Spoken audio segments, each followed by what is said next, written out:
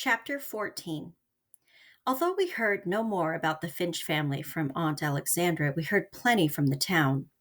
On Saturdays, armed with our nickels, when Jem permitted me to accompany him, he was now positively allergic to my presence when in public. We would squirm our way through sweating sidewalk crowds and sometimes hear, "There's his chillun," or "Yonder's some finches." Turning to face our accusers, we would see only a couple of farmers studying the enema bags in the Macomb drugstore window, or two dumpy countrywomen in straw hats sitting in a Hoover cart. "They can go loose and rape up the countryside for all of 'em who run this county care," was one obscure observation we met head on from a skinny gentleman when he passed us. Which reminded me that I had a question to ask Atticus. "What's rape?" I asked him that night. Atticus looked around from behind his paper. He was in his chair by the window. As we grew older, Jem and I thought it generous to allow Atticus 30 minutes to himself after supper. He sighed and said it was carnal knowledge of a female by force and without consent. "Well, if that's all it is, why did Calpurnia dry me up when I asked her what it was?" Atticus looked pensive. "What's that again?" "Well, I asked Calpurnia coming from church that day what it was, and she said ask you, but I forgot, and now I'm asking you." His paper was now in his lap. "Again, please," he said. I told him in detail about our trip to church with Calpurnia. Atticus seemed to enjoy it, but Aunt Alexandra, who was sitting in a corner quietly sewing, put down her embroidery and stared at us. "You all were coming back from Calpurnia's church that Sunday?" Jem said, "Yes'm, she took us." I remembered something. "Yes'm, and she promised me I could come out to her house some afternoon. Atticus, I'll go next Sunday if that's all right, can I? Cal said she'd come get me if you were off in the car." "You may not," Aunt Alexandra said it. I wheeled around, startled, then turned back to Atticus in time to catch his swift glance at her, but it was too late. I said, "I didn't ask you." For a big man, Atticus could get up and down from a chair faster than anyone I ever knew. He was on his feet. "Apologize to your aunt," he said. "I didn't ask her. I asked you." Atticus turned his head and pinned me to the wall with his good eye. His voice was deadly. "First, apologize to your aunt." "I'm sorry, Auntie," I muttered. "Now then," he said, "let's get this clear. You do as Calpurnia tells you, you do as I tell you, and as long as your aunt's in this house, you will do as she tells you. Understand?" I understood, pondered a while, and concluded that the only way I could retire with a shred of dignity was to go to the bathroom, where I stayed long enough to make them think I had to go. Returning, I lingered in the hall to hear a fierce discussion going on in the living room. Through the door, I could see Jem on the sofa with the football magazine in front of his face, his head turning as if its pages contained a live tennis match. "You've got to do something about her," Auntie was saying. "You've let things go on too long, Atticus, too long." "I don't see any harm in letting her go out there. Cal'd look after her there as well as she does here." Who was the her they were talking about? My heart sank. Me. I felt the starched walls of a pink cotton penitentiary closing in on me, and for the second time in my life, I thought of running away. Immediately. "Atticus, it's all right to be soft-hearted. You're an easy man, but you have a daughter to think of, a daughter who's growing up." "That's what I am thinking of. And don't try to get around it. You've got to face it sooner or later, and it might as well be tonight. We don't need her now." Atticus's voice was even. "Alexandria, Calpurnia's not leaving this house until she wants to. You may think otherwise, but I couldn't have got along without her all these years. She's a faithful member of this family, and you'll simply have to accept things the way they are. Besides, sister, I don't want you working your head off for us. You've no reason to do that. We still need Cal as much as we ever did. But Atticus, besides, I don't think the children suffered one bit from her having brought them up. If anything, she's been harder on them in some ways than a mother would have been. She's never let them get away with anything. She's never indulged them the way most nurses do. She tried to bring them up according to her lights, and Cal's lights are pretty good. And another thing, the children love her." I breathed again. It wasn't me. It was only Calpurnia they were talking about. Revived, I entered the living room. Atticus had retreated behind his newspaper, and Aunt Alexandra was worrying her embroidery. Punk, punk, punk, her needle broke the taut circle. She stopped and pulled the cloth tighter. Punk, punk, punk. She was furious. Jem got up and padded across the rug. He motioned me to follow. He led me to his room and closed the door. His face was grave. They've been fussin', Scout. Jem and I fussed a great deal these days, but I had never heard of or seen anyone quarrel with Atticus. It was not a comfortable sight. Scout, try not to antagonize Auntie here. Atticus's remarks were still rankling, which made me miss the request in Jem's question. My feathers rose again. You trying to tell me what to do? Nah, he's got a lot on his mind now, without us worrying him. Like what? Atticus didn't appear to have anything especially on his mind. It's this Tom Robinson case that's worrying him to death. I said Atticus didn't worry about anything. Besides, the case never bothered us except about once a week, and then it didn't last. That's because you can't hold something in your mind but a little while, said Jem. It's different with grown folks. His maddening superiority was unbearable these days. He didn't want to do anything but read and go off by himself. Still, everything he read he passed along to me, but with this difference. Formerly, because he thought I'd like it. Now, for my edification and instruction. Gee crawlin' hova, Jem. Who do you think you are? Now I mean it, Scout. You antagonize Auntie, and I'll spank you. With that, I was gone. You damn, I'll kill you. He was sitting on the bed, and it was easy to grab his front hair and land one on his mouth. He slapped me, and I tried another left, but a punch in the stomach sent me sprawling on the floor. It nearly knocked the breath out of me. But it didn't matter because I knew he was fighting. He was fighting me back. We were still equals. Ain't so high and mighty now, are you? I screamed, sailing in again. He was still on the bed, and I couldn't get a firm stance, so I threw myself at him as hard as I could, hitting, pulling, pinching, gouging. What had begun as a fist fight became a brawl. We were still struggling when Atticus separated us. That's all, he said. Both of you, go to bed right now. Tah, I said at Jem. He was being sent to bed at my bedtime. Who started it? Said Atticus in resignation. Jem did. He was trying to tell me what to do. I don't have to mind him now, do I? Atticus smiled. Let's leave it this. You mind Jem whenever he can make you, fair enough? Aunt Alexandra was present but silent, and when she went down the hall with Atticus, we heard her say, Just one of the things I've been telling you about, a phrase that united us again. Ours were adjoining rooms. As I shut the door between them, Jed said, Night, Scout. Night, I murmured, picking my way across the room to turn on the light. As I passed the bed, I stepped on something warm, resilient, and rather smooth. It was not quite like hard rubber, and I had the sensation that it was alive. I also heard it move. I switched on the light and looked at the floor by my bed. Whatever I had stepped on was gone. I tapped on Jem's door. What? He said. How does a snake feel? Sort of rough, cold, dusty. Why? I think there's one under my bed. Can you come look? Are you been funny? Jem opened the door. He was in his pajama bottoms. I noticed, not without satisfaction, that the mark of my knuckles was still on his mouth. When he saw I meant what I said, he said, If you think I'm going to put my face down to a snake, you got another thing coming. Hold on a minute. He went to the kitchen and fetched the broom. You better get up on the bed, he said. You reckon it's really one? I asked. This was an occasion.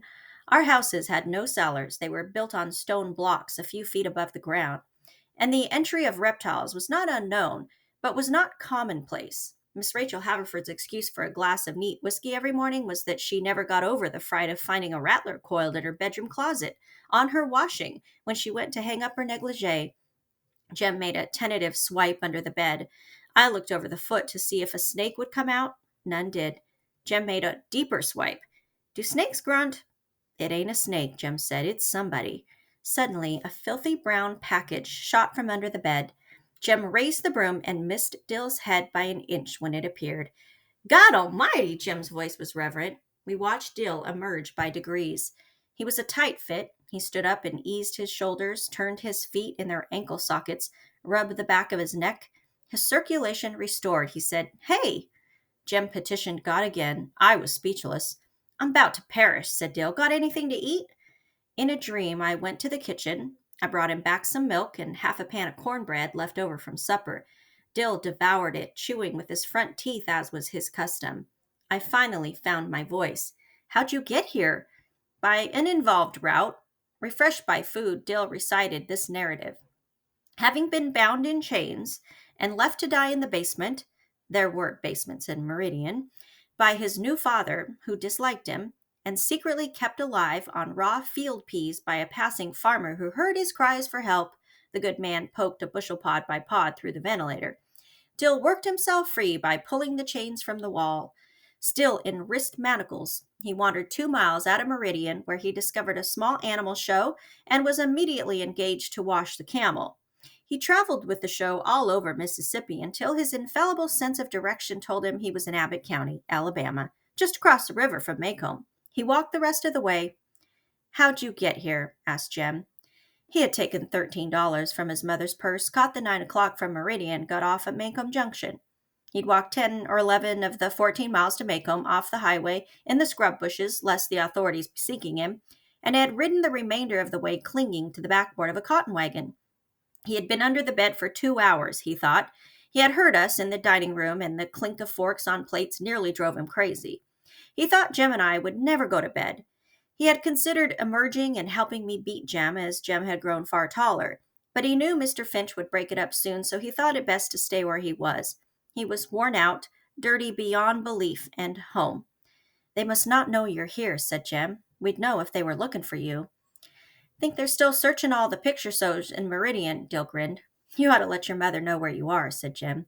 "You ought to let her know you're here." Dill's eyes flickered at Jem, and Jem looked at the floor. Then he rose and broke the remaining code of our childhood.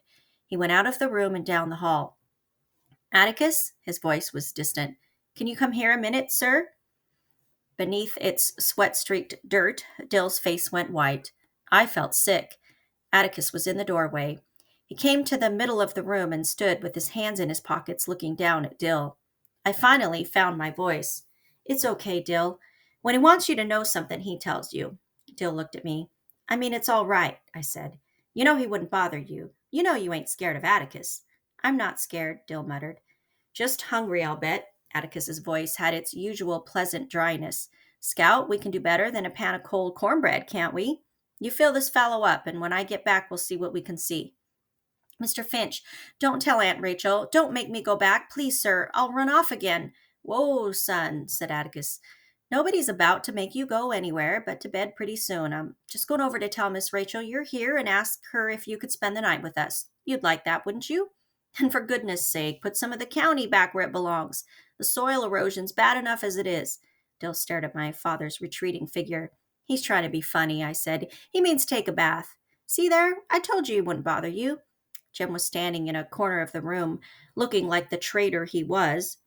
"Dill, I had to tell him," he said. "You can't run 300 miles off without your mother knowing." We left him without a word. Dill ate, and ate, and ate. He hadn't eaten since last night.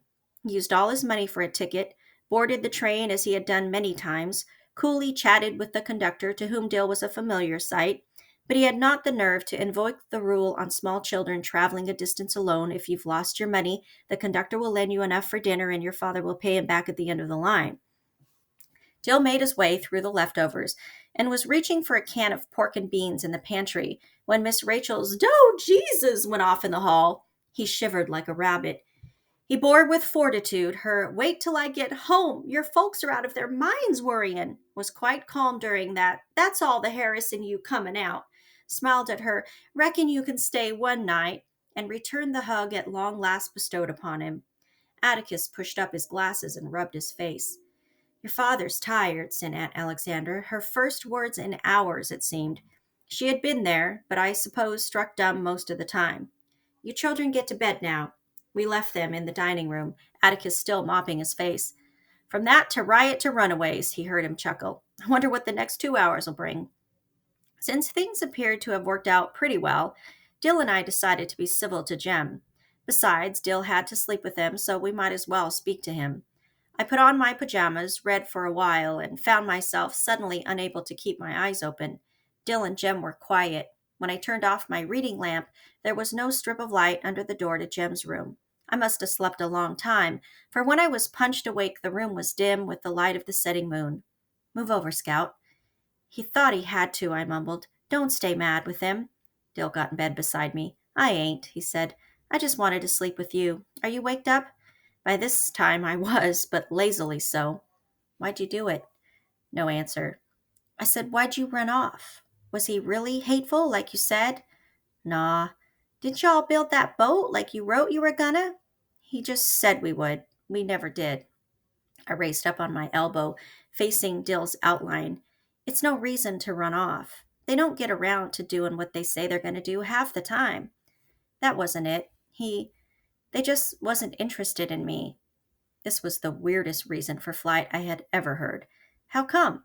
Well, they stayed gone all the time, and when they were home, even, they'd get off in a room by themselves. What'd they do in there? Nothing, just sitting and reading, but they didn't want me with them. I pushed the pillow to the headboard and sat up. You know something? I was fixin' to run off tonight because they all were. You don't want 'em around you all the time, Dill. Dill breathed his patient breath, a half sigh. Good night. Atticus is gone all day and sometimes half the night and off in the legislature and I don't know what. You don't want 'em around all the time, Dill. You couldn't do anything if they were. That's not it. As Dill explained, I found myself wondering what life would be if Jem were different, even from what he was now, what I would do if Atticus did not feel the necessity of my presence, help, and advice. Why, he couldn't get a long day without me. Even Calpurnia couldn't get along unless I was there. They needed me. Dill, you ain't telling me right. Your folks couldn't do without you. They must be just mean to you. Tell you what to do about that. Dill's voice went on steadily in the darkness. The thing is, what I'm trying to say is, they do get on a lot better without me. I can't help them any. They ain't mean. They buy me everything I want, but it's now you've got it, go play with it. You got a room full of things. I got you that book, so go read it. Dill tried to deepen his voice. You're not a boy. Boys get out and play baseball with other boys. They don't hang around the house worrying their folks. Dill's voice was his own again. Oh, they ain't mean. They kiss you and hug you good night and good morning and goodbye and tell you they love you. Scout, let's get us a baby. Where? There was a man Dill had heard of who had a boat that he rowed across to a foggy island where all these babies were. You could order one. That's a lie. Auntie said God drops 'em down the chimney. At least that's what I think she said. For once, Auntie's diction had not been too clear. Well, that ain't so. You get babies from each other. But there's this man, too. He has all these babies, just waiting to wake up. He breathes life into 'em. Dill was off again. Beautiful things floated around in his dreamy head. He could read 2 books to my one, but he preferred the magic of his own inventions. He could add and subtract faster than lightning, but he preferred his own twilight world, a world where babies slept, waiting to be gathered like morning lilies. He was slowly talking himself to sleep and taking me with him, but in the quietness of his own foggy island there rose the faded image of a gray house with sad brown doors. Dill? Hmm? Why do you reckon Boo Radley's never run off? Dill sighed a long sigh and turned away from me. Maybe he doesn't have anywhere to run off to.